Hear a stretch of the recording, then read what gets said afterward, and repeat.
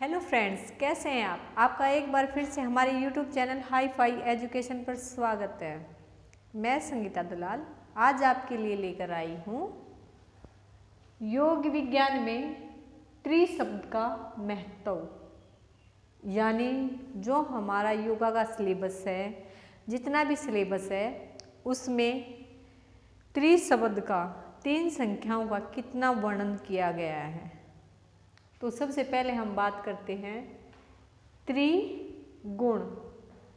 त्रि mean 3, English में बोले तो 3। पहला हमारा है सत्व गुण, रजस गुण और तमस गुण। इसे अगर गीता में पढ़ेंगे तो इसको बोल देंगे सात्विक गुण, राजसिक गुण और तामसिक गुण। जो सत्व गुण है वो हमारा प्रकाश से संबंधित है, यानी इसमें हमें अच्छा फील होता है, हमारी जो बुद्धि होती है वो विकसित होती है। जो रजस गुण होता है ये चंचलता का प्रतीक है, यानी इसमें जो इंसान होगा वो किसी भी काम को करने के लिए तत्पर होगा, एक्टिव होगा। लेकिन जो तमस गुण है उसमें जो इंसान की प्रवृत्ति होती है वो आलस्य भरी होती है, उन्माद भरी होती है। उसके बाद हम बात करते हैं त्रिदोष, यानी 3 दोषों की। पहला दोष है हमारा वात दोष। वात दोष हमारा अगर इनबैलेंस हो जाए तो हमें 80 टाइप की बीमारी हो सकती है। दूसरा जो हमारा दोष है पित्त दोष। अगर हमारा पित्त दोष असंतुलित हो जाए तो हमें 40 प्रकार की बीमारी हो सकती है। और तीसरा हमारा है कफ दोष। अगर कफ दोष हमारा असंतुलित हो जाए, कफ असंतुलित हो जाए तो हमें 20 प्रकार की बीमारियां हो सकती हैं। इसलिए हमें अपने वात, पित्त और कफ को बैलेंस में रखना चाहिए बीमारियों से बचने के लिए। अब हम बात करते हैं त्रिशरीर, यानी 3 शरीर की। तो जो हमारे शरीर हैं वो 3 प्रकार के बताए गए हैं। सबसे पहले हमारा आता है स्थूल शरीर, सूक्ष्म शरीर और कारण शरीर। पिछली वीडियो में आपने पढ़ा, पंचकोशों के बारे में पढ़ा था। तो जो हमारे 5 कोश हैं उन्हीं में से हमारे 3 शरीर माने गए हैं। जो हमारा स्थूल शरीर है वो अन्नमय कोश से संबंधित है। जो हमारा सूक्ष्म शरीर है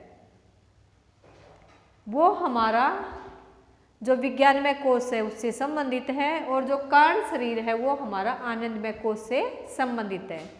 उसके बाद हम बात करते हैं 3 मुख्य नाड़ियों की। जो हमारी 3 मुख्य नाड़ी हैं वो हैं ईड़ा नाड़ी, पिंगला नाड़ी और सुषुम्ना नाड़ी।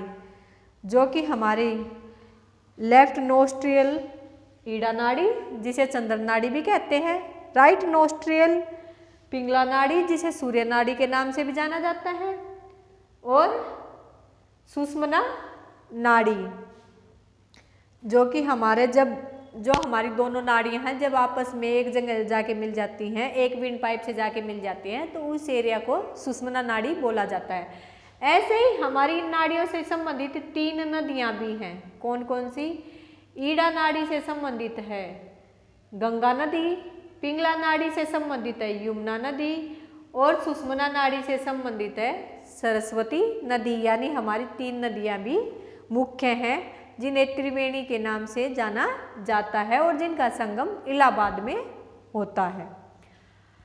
अब हम बात करते हैं त्रिलोक, यानी 3 लोकों की। तो जो हमारे 3 लोक हैं वो इस प्रकार हैं: पृथ्वी लोक, अंतरिक्ष लोक और पाताल लोक। फिर हमारे आते हैं त्रिदेवता। 3 देवता जो कि मुख्य हैं। कौन कौन से हैं वो? ब्रह्मा, विष्णु और महेश।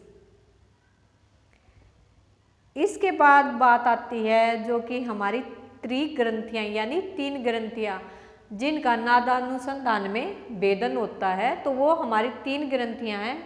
ब्रह्म ग्रंथि जो कि हमारी चेस्ट से रिलेटेड है। उसके बाद हमारी आ जाती है विष्णु ग्रंथि जो हमारे गले से रिलेटेड है। उसके बाद हमारी आ जाती है रुद्र ग्रंथि, जो कि हमारी आज्ञा चक्र से संबंधित है, आईब्रो सेंटर मिड से। अब हमारे आ जाते हैं त्रितप। जो हमारे 3 प्रकार के तप होते हैं वो शारीरिक तप, वाचिक तप और मानसिक तप। अब अगर हम गीता की बात करते हैं तो गीता में जितनी भी चीज़ें दी गई हैं वो त्रि से जोड़कर दी गई हैं। त्रियज्ञ, जैसे सात्विक यज्ञ, राजसिक यज्ञ, तामसिक यज्ञ। इसी प्रकार आहार 3 प्रकार के हैं, सात्विक आहार, राजसिक आहार और तामसिक आहार। इसी प्रकार 3 प्रकार की श्रद्धा बताई गई है, सात्विक श्रद्धा, राजसिक श्रद्धा और तामसिक श्रद्धा। इसी प्रकार गीता में 3 प्रकार के दान का भी वर्णन किया गया है, सात्विक दान, तामसिक दान और राजसिक दान। तो अब हम देखते हैं कि यहाँ से क्वेश्चन किस प्रकार से बन सकता है। तो अगर क्वेश्चन बनता है, ये जो क्वेश्चन है वात, पित्त और कफ, ये क्वेश्चन हर बार के आज तक जितनी बार भी नेट का एग्जाम हुआ हर बार ये क्वेश्चन आया है। कभी त्रिदोष पूछ लेते हैं कि त्रिदोष कौन कौन से हैं, त्रिदोष की संख्या कितनी है, या फिर मैच द फॉलोइंग में पूछ लेते हैं कि वात दोष से कितने टाइप की बीमारी होती है, पित्त दोष से कितने प्रकार की बीमारी होती है, कफ दोष से कितने प्रकार की बीमारी होती है। तो इस तरह से इनको सीक्वेंस में भी लगवा सकते हैं, कर्मानुसार असेंडिंग ऑर्डर में लगवा सकते हैं, डिसेंडिंग ऑर्डर में लगवा सकते हैं, या ये पूछ सकते हैं कि मानव शरीर में 3 ग्रंथियाँ कौन कौन सी हैं।